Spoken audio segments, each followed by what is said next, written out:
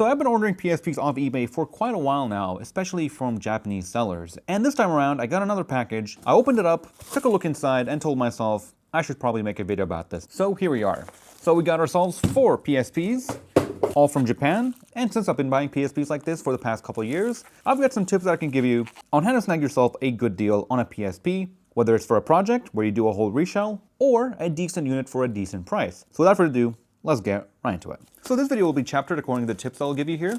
And the first one you want to start with is the seller feedback. What you want to do, of course, is see and gauge how the seller is doing in the past few months. See if they're shipping pretty quickly, if they're delaying, if users are getting the wrong item. Just get yourself a general idea of how the seller is doing. The next question you want to ask yourself, is the seller a big store or not? So once you do check the feedback, you'll know that the seller will have either 1 or 2 units or thousands from different consoles, different units, such as the one that I'm using currently, which I believe was Japan for You. But there are certain things that you'll want to actually watch out for, which we'll talk about in just a bit, so just keep that in mind if it's a big business or not. The next question will be, are they a Japanese seller? Because most of these PSPs are coming from Japan. Which, if you have watched my PS Vita eBay versus AliExpress video, you'll know that there are some tactics that these sellers use to kind of trick you into buying a PSP that is not what is advertised, or you think you are getting. But generally, they have a nice selection, the prices are decent. For the most part, they do give you a pretty decent model. But one thing that will be useful to know is that if you're buying multiple PSPs, make sure you buy them from the same seller, as you can get some combined shipping, which will save you some money, like I have right here. So I paid like one standard fee, I believe, and like $2 per PSP. I could be wrong, but the total shipping cost will be right over here. So if it is a Japanese seller, just keep that in mind, as we'll come back to it in just a bit. Which brings us to all the juicy details. Starting with the broad description. Of course, you want to read the description, but you also want to keep in mind that there's a lot of sellers that will give you a broad description. Now, what do I mean by broad description? Well, it's going to be a copy-paste description for multiple as-is or for parts, or even the please read titles. And you'll know what I'm talking about. I'll have pictures on them right here. It's going to usually be a copy-paste paragraph of a typically used PSP. It's going to tell you things like it's going to have scratch marks, the display might have some yellowing, the body is scratched, the UMD might not be working, or if it works, it's going to have some noises. Basically, general stuff of a working PSP that is heavily used. And they will put it on multiple different units, like pretty much all the ones that we have here. So in that case, it would work in your favor. Which brings us to the next point, and that is as long as the photos show that the PSP is running. Which if it is, the next thing you want to check is that if it's coded. Coded like these numbers. Usually in the photos, you'll have the PSP with the coded number right under it, as well as in the title. And if you have that, well, you have found yourself a trustworthy listing. Which means whatever you see on the photo is exactly what you're going to be getting. This is the exact same label that was posted on the actual picture of the actual listing, which is exactly what I got in the mail. So everything that you see here is coded, did have the photo, all were shown to be running, and I found the price points to be pretty good. And I've been waiting to get one of these units for quite a while. Unfortunately, the only problem with it is that the rear door is painted, and usually these things, if they're not taken care of, they will actually start chipping, which is something common on some of these special looking units. But yeah, if you're buying from a Japanese seller that has a big store, make sure you buy one with a coded number so you know exactly what you're getting. Now, why do I say that? Well, there's a lot of sellers out there. Again, if you have watched my PS Vita video, you know what I'm talking about. They would have a nice photo of a good looking unit, front, back, side, you name it. They'll have all the typical photos. But if you go check the description, it will tell you that it's actually a general photo. It's not exactly what you're going to be getting. It's just a demonstrative photo to show you what kind of PSP you might be getting. And that's a red flag that you should actually just step away, don't get that unit, because you don't know what you're going to get. You might get a perfectly good unit, or you might get a unit that is banged up and full of scratches, which is not a fun time. So you want to make sure the description doesn't tell you that it's a general photo for demonstrative purposes or whatever, that the actual unit that you see in the photos is what you're going to be getting. And the other red flag is the last one. So once again, they'll have nice photos of a PSP unit that is in decent condition, and it either has the option to buy multiple units, or it will say last one in red colors. And basically, after you buy a PSP, it might take a month or 2 to actually ship. And it turns out, according to that one comment, is that the actual listing is of a PSP that they don't have. And what they do is they wait for you to buy the PSP, then they will go actually hunting for the PSP unit in their local market, and then ship out whatever unit that they find, whether it's in good condition or not, to you. You get your PSP, and you'll be heavily disappointed. So not only you've been duped, you got delayed shipping, you overpaid for it, and now you have to contact them and tell them that you don't want this unit. So you have to go through the whole return process, which is pretty annoying. So just make sure that you stay away from these postings where they have a general description and photo of what you might get. And that is something I had to deal with one of my PS Vitas in my PS Vita buying guide video. I got the most horrendous PS Vita after waiting about 2 months for it to arrive. It was not a fun time, but at least after I talked to them and described the situation, I told them I'm not paying for return shipping. You guys sent me a horrible unit, and told them that it was false advertising. Hopefully all that makes sense.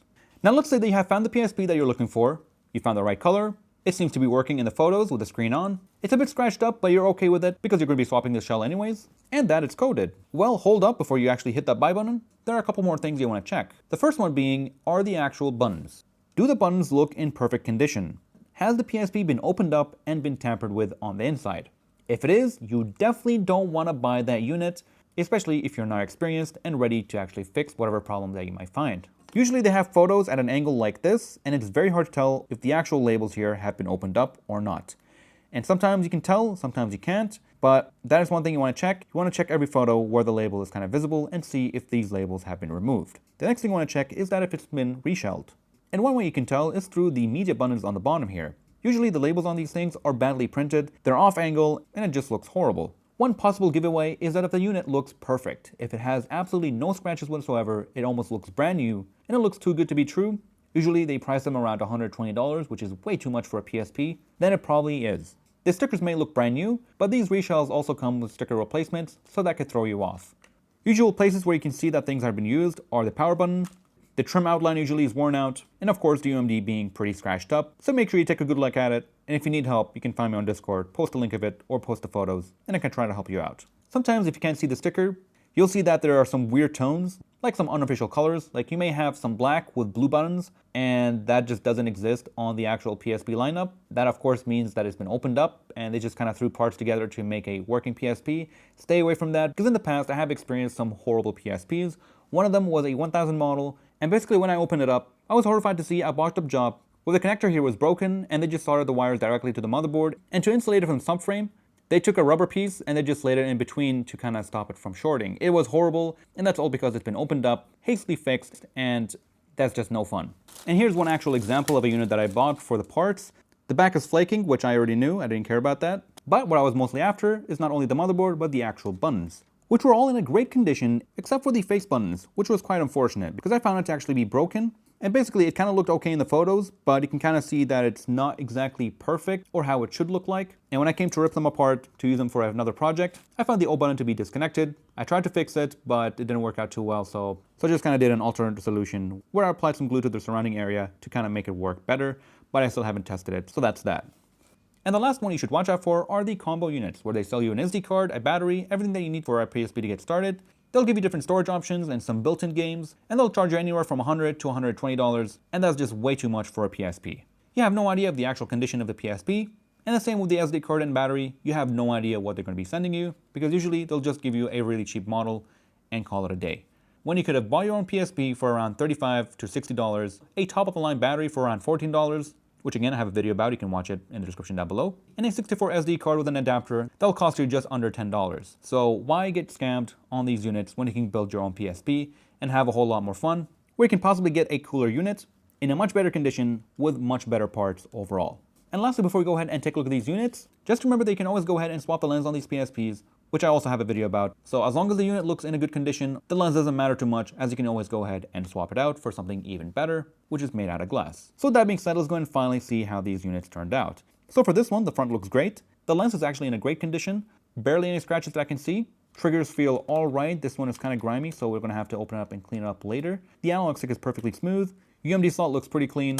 And the only real heavy blemishes that I can see are on this edge right here, which are actually not too bad. Yeah, the trim is kind of worn out, but you can always go ahead and replace that. The serial number is completely gone. But overall, nothing that we can't deal with. I think it's in a pretty great condition. Let's go ahead and check out the SD card. Did we get any goodies? No, be a no. Doesn't look like it's been opened up. Let's go ahead and power it on. Cool. Speakers sound great. And the screen actually looks in a great condition. It's not too yellowed, like what happens on all PSP models. The O button here does feel like it's been worn out. I have to check, so it might have to be replaced, but it does actually work. We can always go ahead and open it up, fix it, replace it, whatever. So we'll set it off to the side, and we'll probably open it up at the end of the video real quick. Let's move on to the lavender purple, I believe. And the analog stick feels all right, except we got a pretty heavy blemish right on the screen here. But again, that's not a problem. We can always go ahead and replace the lens. It's not too badly damaged. UMD slot looks clean. It hasn't been opened up, and this part always excites me. Sometimes I find an SD card left in there. Nope, there's nothing. Once again, a pretty great condition screen. Not too bad. and I'm pretty happy with this one. Next up we have the standard piano black, and you can guess what's going to happen with this one. I'm going to be shell swapping it, and I've got a really special one saved for this one. It's got a matte finish. It reeks of paint, and honestly I think it's going to be a pretty horrible shell because 2000 models don't have great aftermarket shells, but we'll find out how it is. Worst case, I throw on the Loco Roco one. So yeah, it's pretty battered up, but it should work just fine for a shell swap. No memory card, but at least it does turn on. And finally, we have ourselves something I've been wanting to buy for the longest time, and that would be the Marine Blue PSP. I think it looks amazing. It's absolutely gorgeous. Yeah, it's not a super special limited edition, but it is a special one nonetheless, in my opinion. But overall, I think it's in a great condition. The buttons feel great. The back is not too battered up. Actually, the ring looks pretty great. The only problem is the actual door here. And these units are actually pretty expensive to get. If you buy a good condition one, they might cost like $120. They're honestly very overpriced. But I had this thing in my cart for quite a while, and I was trying to find any information on if the actual door color here is being shared with any other PSPs, which we'll test out in just a bit. But let's see if you have an SD card, and that would be a no. But yeah, I think it looks amazing. It's I think I got a pretty good deal on this one, but let's see if it turns on. And as you can see, it's not been tampered with, which is quite important. And there we go. So yeah, it turns on. Looks fine to me. Let's go ahead and see if the door here is being shared by any other model that I have on hand. And the first candidate for that would have to be the one right there. Let me go get it. This one right here is also one of my favorite models, which is also not a limited edition. However, it did come with some Monster Hunter bundles, so there's that. Now, does it match the color? No. That would be a no. I kind of already knew that because I've looked at a lot of pictures trying to compare the two units. As you can see, it's close, but not close enough. The only other PSP that I could try getting a door from is the other navy blue one. The only other PSP that I could possibly get a door from is a fully blue 3000, and that might work. It might be actually closer in color, but it might not be exactly like it. But we'll see once I do get my hands on one of those. But overall, like I said, I'm pretty happy with this one, and I'm not too worried about this blemish right here. Worst case scenario, I throw on a sticker, or I've got a pretty special idea that I've had in mind for quite a while, but I'm just not ready for it right now. You can stay tuned for it. It's going to be pretty awesome, and it's all about customizing your PSP. You're probably like, what about the UMD? Well, yeah, I thought about that too after I finished recording the video, so let me go ahead and do that now. So let's start with the lavender and purple.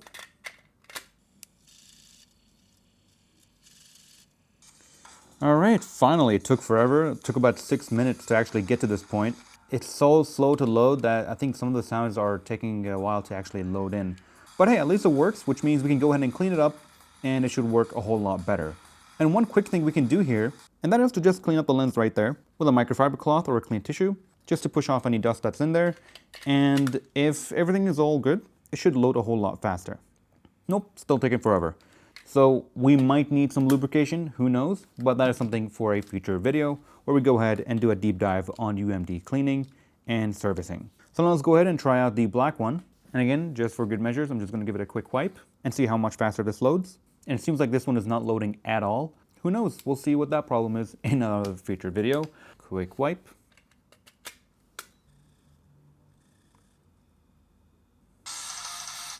Yep, this loaded much faster. Now let's get in the game and see how things go.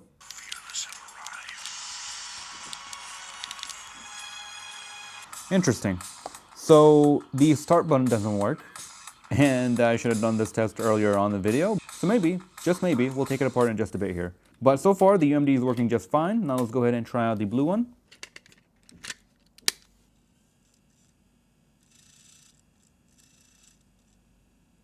Alright, and this one seems like it's working perfectly. There's absolutely no scratching. I mean, just a little bit here and there, but it's very smooth and it's working pretty well. Really happy with this unit. Again, all I have to do here is just find a replacement door, and this one will be completely done, or I can just leave it as is and throw it on the shelf and nobody will know, unless you've, of course, watched this video. And that's pretty much it for the UMD test. You won't see me testing the Wi-Fi here, because I've never seen one that doesn't work. As long as the switch is working, Wi-Fi should work just fine. The screen is in great quality. It's been lightly used, which I'm pretty happy with because original screens are very hard to get by in good condition. This one also functions perfectly fine except for the UMD. Wi-Fi switch is working, but the UMD is for some reason very slow to read, so we'll have to check that out later, but I really don't care about it since I'm not too worried about the UMD. Since most of us, of course, are going to be using SD cards. But it's still nice to have UMD function for when the time presents itself. The black one does work in terms of function, Wi-Fi switch is working, and the UMD does not work at all. but we'll be ripping it apart anyways for a shell swap. And the nice thing is, it does come with a premium screen protector, one of the OG ones. I think they're actually stronger than the original screen, but oh well. And finally, for the golden one, the buttons are grimy and the start button doesn't work. UMD works pretty okay, so I'm assuming there's some water damage. So with that said, let me go ahead and rip it apart real quick and see what's going on the inside. Yeah, I think there has definitely been some water damage here, as the screws here do have some corrosion. We got the Torx screws on the top, which is one of the first times I've seen it on a 3000 model. It's usually on a 2000 model from Japan. Kind of weird, but whatever. And oh boy, it's not looking too good. I'm seeing the grime.